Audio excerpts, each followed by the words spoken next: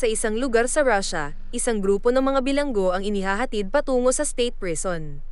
Bago makarating sa kanilang destinasyon, huminto muna ang convoy sa isang gasolinahan, kung saan binigyan ng mga gwardya ang bawat bilanggo ng 5 minuto lamang upang asikasuhin ang kani-kanilang mga pangangailangan. Kasama sa grupo ang isang binata na may tato ng bungo sa kanyang leeg. Bumaba ang mga preso mula sa sasakyan, ngunit ng oras na para bumalik, napansin nilang nawawala ang isa sa mga preso na may numerong 864. Naghanap ang isang gwardya at kalaunan ay natagpuan siya. Pagdating sa kulungan, sinalubong ang bagong preso ng mga pang-iinsulto at pangungutya mula sa mga kapwa preso. Pagkatapos ang bawat preso ay inatasan ng kani-kanilang selda at binigyan ng ilang pangunahing kagamitan. Dinala ang bagong preso sa isang selda kung saan nakilala niya ang kanyang makakasama na nagsabing ayaw niya ng may kasamang iba sa selda at ang huling nakasama niya ay tumagal lamang ng 1 buwan. Sumagot ang bagong preso na huwag siyang mag-alala dahil 3 araw lang ang itatagal niya dito. Kalaunan habang nag-eehersisyo, hinarap ng 2 maton ang bagong preso at pilit siyang pinalalayas, sinasabing ang lugar ay nakalaan lamang para sa kanila. Nanindigan ng bagong preso, sinabihan silang umatras at binigyang babala na umalis kung ayaw nila ng gulo. Hindi pinansin ng mga maton ang babala at inatake siya. Para ipagtanggol ang kanyang dangal, lumaban ang bagong preso, ngunit dumating ang mga gwardya at inaresto siya, pagkatapos dinala siya kay Semyon Chorny, ang boss ng kulungan at kilalang kriminal na namamahala ng kanyang sindikato mula sa loob ng malamig na pader ng kulungan. Tinanong ni Semyon ang bagong preso kung kilala ba siya nito. Kalma namang sumagot ang preso na kilala niya ito bilang pinuno ng Kirov Crime Syndicate na responsable sa pagkamatay ng libu-libong kalalakihan, kababaihan, at mga bata sa buong mundo. Naakit ang interes ni Semyon at tinanong kung sino talaga ang bagong preso. Ipinakilala ng preso ang sarili na sinasabing siya ang kinakatakutang hunter ng mga kriminal. Napangiti ng bahagya si Semyon, sinasabing alamat lamang ang hunter, ngunit tumingin ng diretso ang preso sa kanya at sinabi, "Dahil hindi ka nalalabas ng selda na ito, sasabihin ko sa iyo ang pangalan ko. Ako si Craven." Kilalang bihasa sa pangangaso at gamit ang pangil ng tigre, malupit na nilansag ni Craven si Semyon at ang kanyang mga tauhan ng may walang kapantay na liksi. Matapos maisakatuparan ng kanyang misyon, nagpa siya si Craven na tumakas sa kulungan. Dahil sa kanyang superhuman na kakayahan, halos madali lang ang pagtakas sa kanya. Nalusutan niya ang mga harang, iniwasan ang mga bala, at inakyat ang napakataas na pader ng kulungan. Habang tumatakas, narinig niya ang tawa ng kanyang kasama sa selda na sumisigaw, "Tinutuo mo ang sinabi mong 3 araw ka lang dito."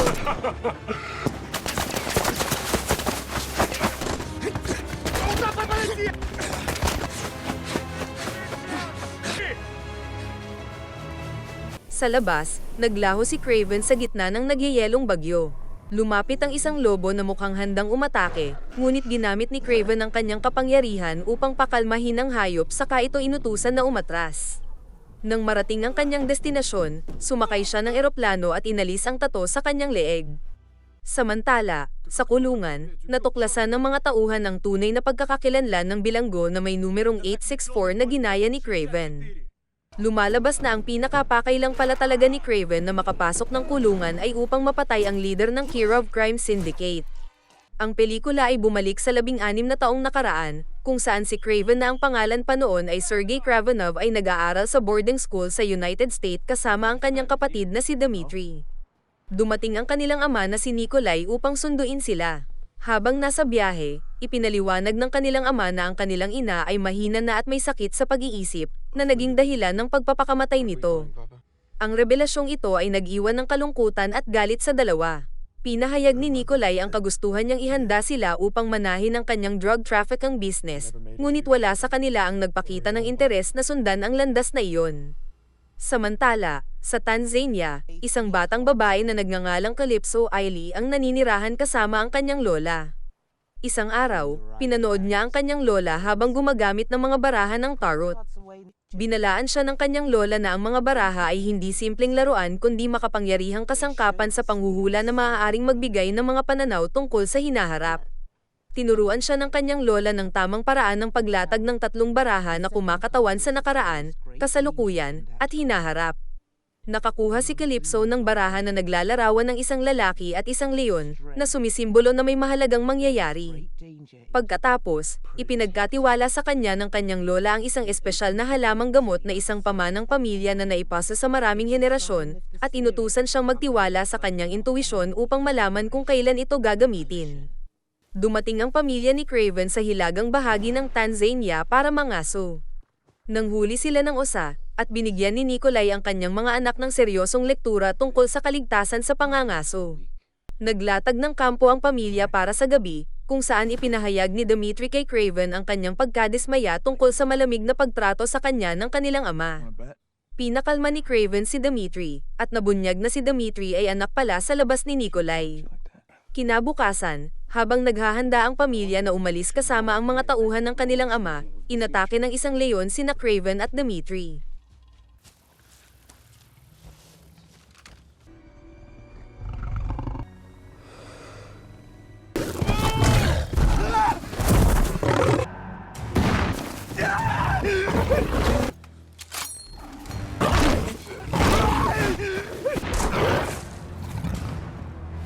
Sa bingit ng kamatayan, natagpuan ni Calypso si Craven, na napalayo sa sasakyan ng kanyang mga magulang dahil sa pag-usisa. Habang pinagmamasdan si Craven, napansin niyang naghalo ang dugo ng leon at dugo ni Craven na nagdulot ng kakaibang reaksyon niya. Naalala niya ang sinabi ng kanyang lola tungkol sa barahan na naglalarawan ng isang lalaki at isang leon. Tumawag si Calypso ng tulong at pinainom kay Craven ang serum na binigay sa kanya ng kanyang lola. In the name of all the spirits and all the mysteries, bring the power of the earth. The power of the earth. Samantala, nagpatawag si Nikolai ng eroplano upang mailikas si Craven, at palihim na nag-iwan si Calypso ng isang tarot card sa kamay ni Craven bago siya dinala sa kalapit na medical facility. Matagal na wala ng malay si Craven kaya inakala ng mga doktor na siya ay patay na.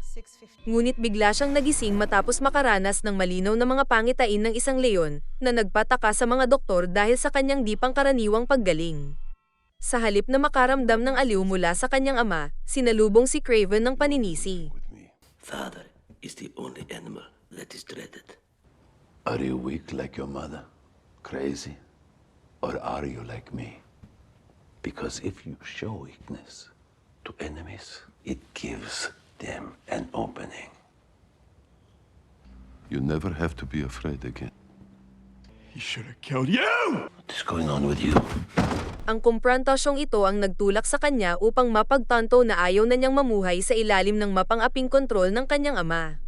Nagpasya siyang lisanin ang kanilang tahanan at pamilya. Nang gabing iyon, tahimik na nag-impake si Craven at umalis, ngunit nakita siya ni Dmitri. I'm going. I have to. Why? I can't explain it. Something's happened to me. Habang naglalakbay palayo si Craven, napansin niyang nagkakaroon siya ng kakaibang mga pagbabago. Ang kanyang pisikal na kakayahan at mga instinct ay naging parang katulad sa isang hayop. Upang hanapin ang sagot, nagtungo siya sa Russia, patungo sa santuaryo sa kagubatan na dating pag-aari ng kanyang yumaong ina. Pagdating doon, nagulat siya sa paparating na kawan ng mga buffalo, ngunit hindi siya inatake ng mga ito.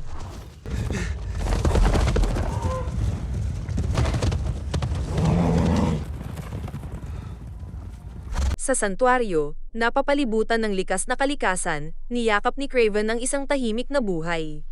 Natutunan niyang mamuhay mula sa kalikasan, mangaso, at makipamuhay ng may pagkakaisa sa kanyang kapaligiran.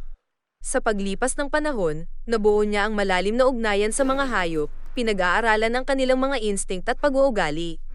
Isang araw, habang hinahabol ang isang osa, nakarinig si Craven ng mga putok ng baril. Umakyat siya sa puno upang tingnan, at natuklasan ng isang grupo ng mga lalaking nangangaso ng mga kalabaw.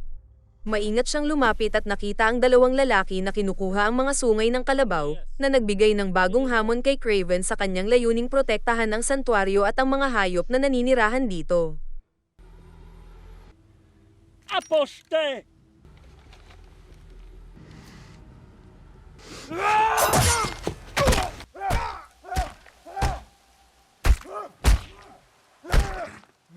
Balik sa kasalukuyan, lumapag ang eroplano ni Craven malapit sa santuaryo. Lumabas siya ng eroplano at nakatanggap ng 2 mensahe, isa mula sa kanyang ama na hinihimok siyang umuwi na, at isa mula sa kanyang kapatid na humihiling na makipagkita sa kanya. Si Sergey, nakilala na ngayon bilang si Craven, ay nagtatrabaho bilang isang vigilante na nakatuon sa paglipol ng mga kriminal. Hindi niya pinansin ang mga mensahe at pinatay ang kanyang telepono. Pagkatapos ng huli siya ng isda mula sa kalapit na lawa at nagpahinga sa santuaryo. Kinabukasan, nakasalubong niya ang isang grupo ng mga lalaking nangangaso at pumapatay ng mga toro para sa kanilang sungay. Sinubukan niyang pigilan sila, sinasabihan na ang lugar ay pribadong pag-aari at bawal ang pangangaso dito. Move. There's 6 of us and only 1 of you. There's 6 of you now.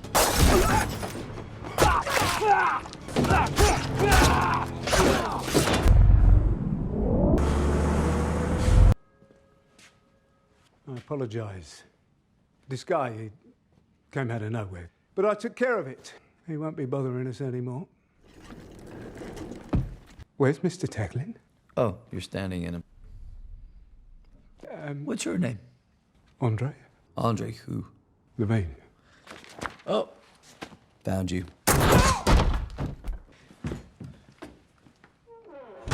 Samantala sa London, si Calypso, na ngayon ay isang abogado na, ay labis na nalungkot nang malaman ng pagkamatay ng kanyang kaibigan, kasamahan, at mentor. Sa libing, nagbigay siya ng isang taos-pusong talumpati. Habang naghahanda siyang umalis, nasalubong niya si Craven ngunit hindi niya agad ito nakilala. Nagulat siya nang mapansin niyang hawak nito ang parehong tarot card na ibinigay niya sa kanya noong mga nakaraang taon.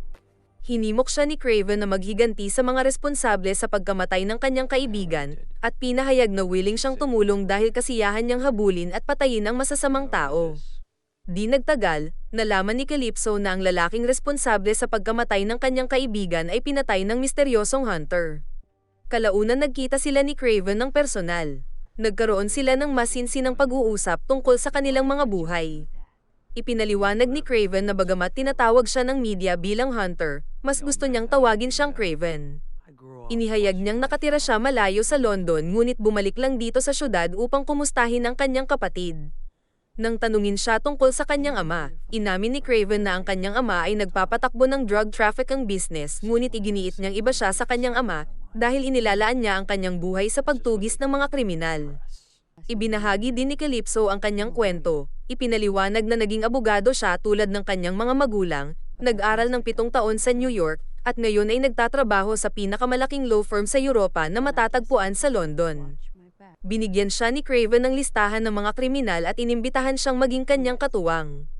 Bago umalis, sinabi ni Calypso na pag-iisipan niya ito. I'll think about it. And a little friendly advice? If you keep going after the names on that list, people you care about are gonna get hurt. Samantala, naglalaro si Alexei kasama ang kanyang aso nang lumapit ang isa sa kanyang mga tauhan, iginiit na may mahalaga silang kailangang pag-usapan. Ngunit mas interesado si Alexei na maglaan ng oras sa kanyang alagang aso. Ipinaalam ng kanyang tauhan ang tungkol sa pagpatay kay Semyon Chorny sa loob mismo ng kulungan, sinasabing pinatay ito ng alamat na hunter. Alam na ni Alexei kung sino ang hunter, sinasabing mas mabilis pa sa leopardo, kasing tuso ng lobo, at mas malakas kaysa sa isang tigre. Dagdag pa ng tauhan, lahat ng pinupuntirya ng hunter ay nauuwi sa kamatayan. Binalaan ng tauhan si Alexei na sinasabing nasa listahan na rin siya ng hunter at ipinaliwanag na nalantad na ang kanilang mga transaksyon, kaya inutusan ni Alexei ang tauhan na mag-ayos ng pagpupulong sa mga alapores ni Semyon Chorny. Sa pagpupulong, ipinakita ni Alexei ang kanyang awtoridad, inihayag na mula ngayon ay siya na ang mamamahala sa operasyon ng namatay nilang boss. Gayunpaman, nilinaw niyang isa lamang sa kanila ang magkakaroon ng pribilehiyo na makipagtrabaho sa kanya. Sa simula, inakala ng mga drug dealers na nagbibiro siya. Kahit alam nila ang nakakakilabot niyang reputasyon bilang The Rhino, minaliit pa rin nila siya at nagpasya silang pagbabarilin siya. Ang hindi nila alam, laging may dalang espesyal na serum si Alexei sa kanyang backpack. Ang serum na ito ay nagpapalakas sa kanyang mutation, pinapagana ang isang baluting parang sa isang rhino na tumatanggap ng mga bala ng walang epekto. Kalma lang si Alexei at muling tinanong, sino ang gustong maging kasosyo ko? Isa sa mga dealer ang nakakuha ng pahiwatig at pinatay ang kasamahan niya upang patunayan ang kanyang katapatan. Sa wakas, napahanga si Alexei at tinanggap siya bilang bagong kakampi, nagbibigay sa kanya ng tiwala at lugar sa tabi ni Alexei. Kinagabihan, sa isang bar ng mga gangster, aliw na aliw ang mga tao habang si Dmitri ay kumakanta at ipinapakita ang kanyang pambihirang kakayahan na gayahin ang boses ng isang kilalang entertainer. Nakipagkita ang bagong kasosyo ni Alexei kay Nikolai, na buong pagmamalaking sinabi na ang kanyang anak na si Dmitri ay parang isang chameleon na kayang gayahin ang anumang boses na naririnig niya. Kinanta ni Dmitri ang paboritong awit ni Nikolai, at si Nikolai, sa pagkabatid na ang boss ng dealer ay pinatay sa kulungan, ay inalok ang dealer ng proteksyon at suporta. Walang pag-aatubiling pumayag ang dealer sa mga kondisyon na ipinagtaka ni Nikolai sa mabilis na pagsang-ayon nito. Dahil dito napagtanto ni Nikolai na marahil nakipagkasundo na ang dealer sa ibang gangster. Ang dealer, na nagpapanggap na inosente, ay sinubukang patayin si Nikolai kasama ng kanyang mga tauhan, ngunit mabilis silang naelimina ni Nikolai at ng mga tauhan nito.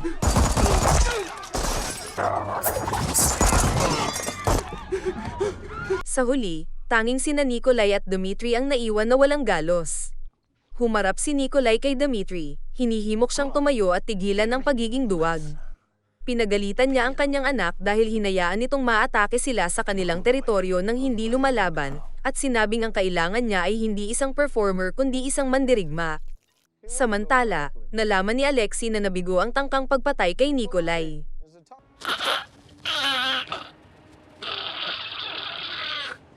Determinado siyang pabagsakin si Nikolai, kaya't sinimulan niya ang pagpaplano ng panibagong pag-atake. Ipinakita ng isa sa kanyang mga tauhan ng isang video ng hunter na pumatay kay Semyon. Nang suriin nila ang footage, natuklasan nilang ang hunter ay sa katunayan, anak pala ni Nikolai. Upang pigilan siya, nagpa siya silang ibahagi ang impormasyon sa isa pang misteryosong hunter, isang lalaking matagal nang tinutugis si Craven. Pagdating ng nasabing misteryosong hunter sa kulungan sa Russia, agad siyang inaresto. Gayunpaman,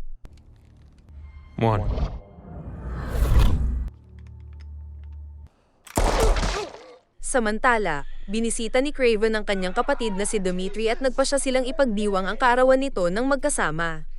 Dahil hindi angkop ang kasuotan ni Craven para sa okasyon, pinahiram siya ni Dmitri ng isa sa kanyang mga suot. Habang naghahapunan ang magkapatid sa club, ibinuhos ni Dmitri ang sama ng loob tungkol sa kanilang ama, na itinuturing siyang mahina at kahihiyan sa pamilya. Sinubukan siyang aliwin ni Craven, hinihikayat siyang huwag masyadong dibdibin ang mga sinasabi ng kanilang ama. Sa sandaling iyon, dumating ang kanilang ama na si Nikolai para sa salo-salo at inabutan si Dmitri ng isang bote ng mamahaling alak bilang regalo. Pagkatapos sinabi ni Nikolai na alam niyang hindi siya yayakapin ni Craven kaya hinikayat niya na lang ito na kamayan siya. Nag-toast ang tatlong lalaki para sa pamilya, at binigyang diin ni Nikolai ang kahalagahan ng pagkakaisa. Ilang oras ang lumipas, inihatid ni Craven ang lasing na si Dmitri pabalik sa kanyang apartment. Habang pasuray-suray ang pagsasalita, pinahayag ni Dmitri na kahit dismayado siya kay Sergey dahil sa pag-iwan nito sa kanya, pero ngayon ay pinapatawad niya na siya.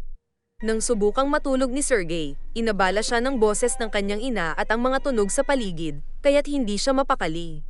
Nagpasya siyang magpalipas ng gabi sa isang parke. Kinaumagahan, bumalik siya sa apartment ng kanyang kapatid, kung saan nagkaroon siya ng hindi pagkakaunawaan sa isa sa mga bisita. Hindi nagtagal, natuklasan niya na dinukot ang kanyang kapatid.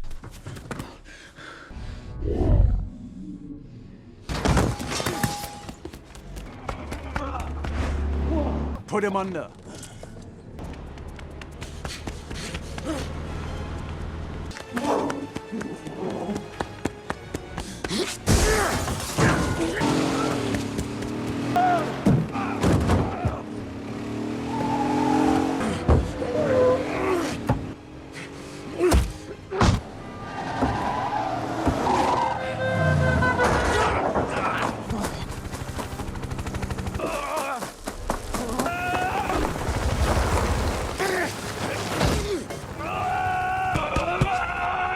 Sa kabila ng kanyang mga pagsisikap, nabigo siyang iligtas si Dmitri. Wala nang ibang magawa, humingi siya ng tulong kay Calypso. Inilarawan niya ang kaunting nakita niya tungkol sa mga dumukot. Pinakalma siya ni Calypso at nangakong kukontakin ng isang kaibigan na maaaring tumulong sa paghahanap sa kanyang kapatid. Matapos nito, dinalaw ni Craven ang kanyang ama upang tanungin kung may ideya siya kung sino ang nasa likod ng pagdukot. Inamin ni Nikolai na wala siyang alam, ipinaliwanag na marami siyang mga kaaway na gustong pabagsakin ang kanyang imperyo. Isang madilim na mensahe ang dumating kalaunan. Isang kahon na naglalaman ng putol na daliri ni Dmitri bilang babala mula sa mga kriminal. Desperado, hinarap ni Craven ang kanyang ama, tinatanong kung magkano ang halaga ng ransom. Malamig na sinabi ng kanyang ama na ito ay 20 milyong dolyar at mayroon lamang silang 4 hanggang 8 oras para magbayad. Nakiusap si Craven na bayaran na lang ito, ngunit tumanggi si Nikolai, sinasabing ang pagpapakita ng kahinaan ay mag-aanyaya ng pagsasamantala ng kalaban at sisirain nito ang lahat ng kanyang itinayo. Dagdag pa ni Nikolai na maaaring patay na si Dmitri, dahil kung siya ang nasa kalagayan ng mga dumukot, gayon din ang gagawin niya. Bago umalis, ininsulto ni Craven si Nikolai at tinawag siyang walang kwentang ama. Samantala nang magkamalay na si Dmitri, binigyan siya ng kanyang captors ng antibiotics. Nang tumanggi si Dmitri, brutal siyang binugbog upang mapilitang uminom. Sa ibang lugar, nakipagkita si Calypso sa kanyang kontak at nakakuha ng mahalagang impormasyon para mahanap si Dmitri. Habang papaalis na ang kontak, sinalubong siya ng misteryosong bounty hunter na humiling din sa kanya ng lokasyon ni Dmitri, dahil naniniwala siyang pupunta din doon si Craven. Pagkatapos makuha ang impormasyon, pinatay niya ang kontak.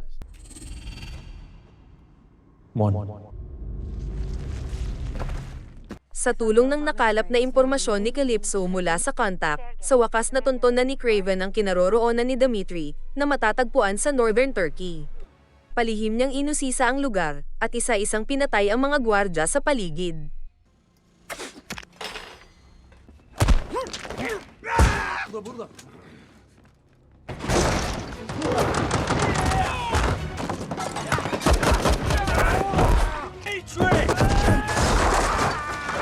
Tinanong niya ang isa sa mga bantay kung nasaan si Dmitri, ngunit agad niyang namataan ang nakahandang pag-atake ng RPG mula sa malayo.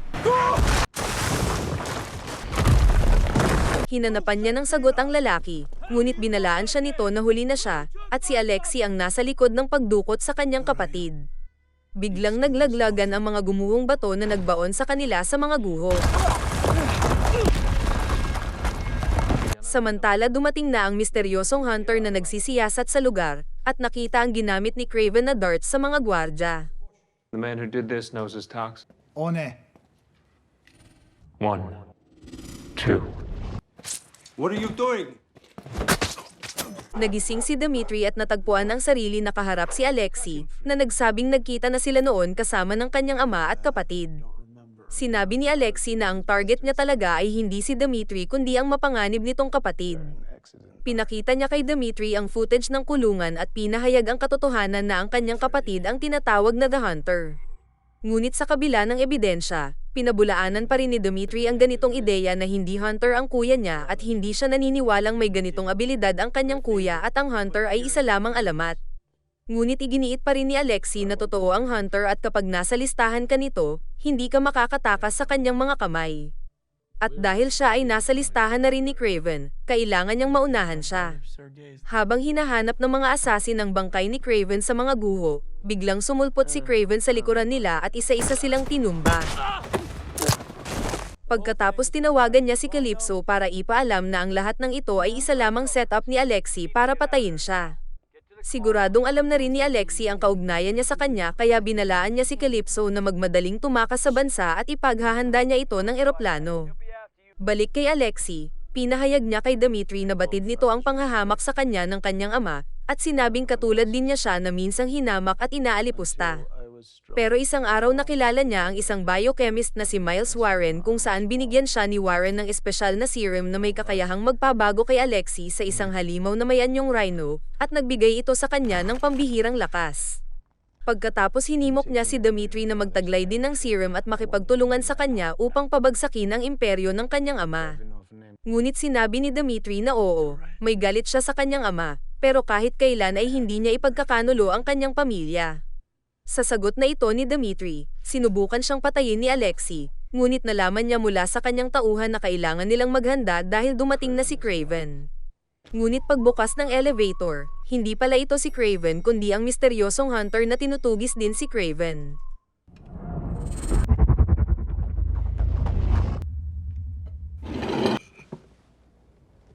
Cute. Will your trick still work when I remove your eyeballs from your head? Relax.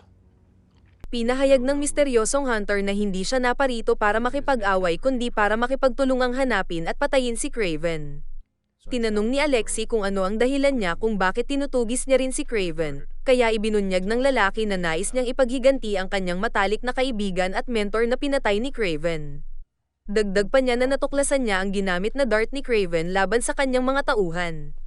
Ang dart ay may halong lason na gawa mula sa Eastern Siberian Rosary Piece, at ang piece na ito ay tumutubo lamang sa specific region ng Siberia, kaya sinabi niya na malamang doon nila matatagpuan ang kuta ni Craven. Samantala, dumating na si Calypso sa Siberia kung saan inabangan siya ni Craven.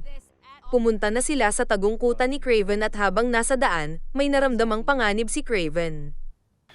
We're being hunted.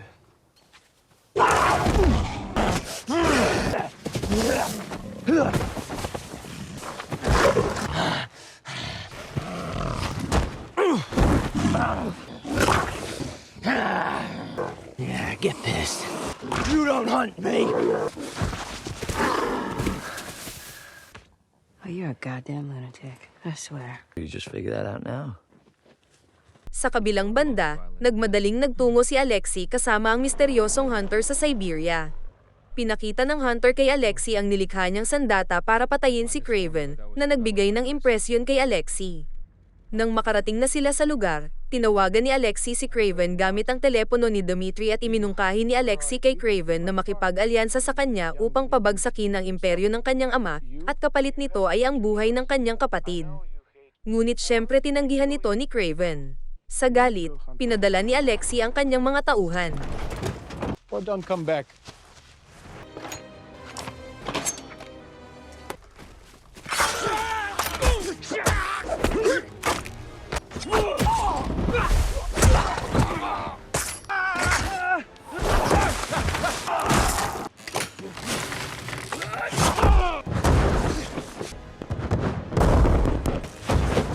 Sa gitna ng kaguluhan, bigla na lang nakaranas si Craven ng kakilakilabot na guni-guni ng mga gagamba.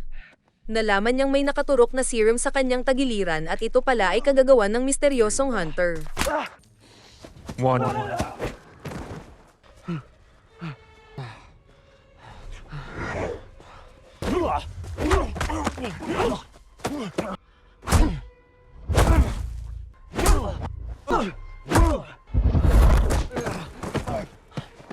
Nang papatayin na niya si Craven, dumating si Calypso sa tamang oras upang iligtas si Craven at pinatay ang misteryosong hunter gamit ang pana.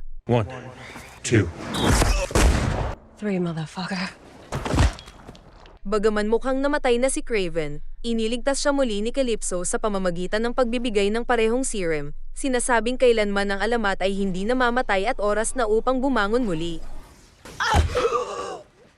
Habang paalis na ang grupo ni Alexei sakay ng van sa pag-aakalang patay na si Craven, namataan nila ang mga buffalo na tumatakbo palapit. What I'm seeing here. Ginamit ni Craven ang Buffalo Stampede para habulin at hulihin si Alexei. Tinanggal ni Alexei ang kanyang serum at nag-transform sa kanyang halimaw na anyo. Pagkatapos dito na nagsimula ang matinding duelo sa pagitan nila ni Craven.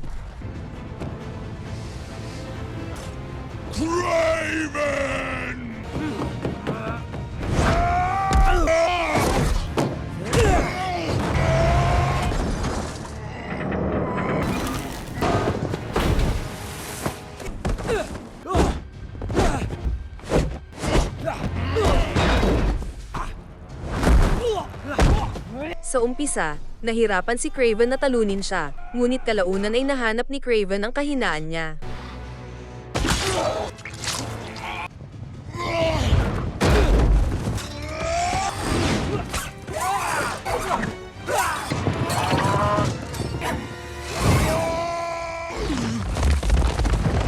Habang naghihingalo si Alexei, tinanong siya ni Craven kung sino ang nagpadala sa kanya ng video mula sa kulungan. Inamin ni Alexei na ang utak sa lahat ng ito ay walang iba kundi ang kanyang ama at siya din ang nagpadala ng video niya sa kulungan. Dahil sa galit sa mga ginawa ni Alexei, tinangkang patayin siya ni Dmitri, ngunit pinigilan siya ni Craven, pinaalalahanan si Dmitri na hindi iyon ang kanyang pagkatao. Sa kanyang huling sandali, ipinahayag ni Alexei ang matinding pagsisisi sa pagkakasangkot niya sa pamilyang Kravanev. I wish I never met you, Kravinovs. Sinundan ni Craven ang kanyang ama sa kagubatan sa Siberia para alamin kung totoo ba ang mga pahayag ni Alexei. Si Nikolai ay nagulat nang makita siya at tinanong kung paano siya nito natagpuan. Inamin na nga ni Nikolai na alam niyang si Alexei ang nagtatangka sa kanyang buhay, kaya ginamit niya ang kanyang mga anak para mapatay si Alexei. Inamin niya rin na siya nga ang nagpadala ng video ni Craven kay Alexei. Dahil sa pag-amin na ito, iniwan ni Craven ang kanyang ama sa kagubatan, at maririnig ang pagatungal ng isang oso mula sa malayo.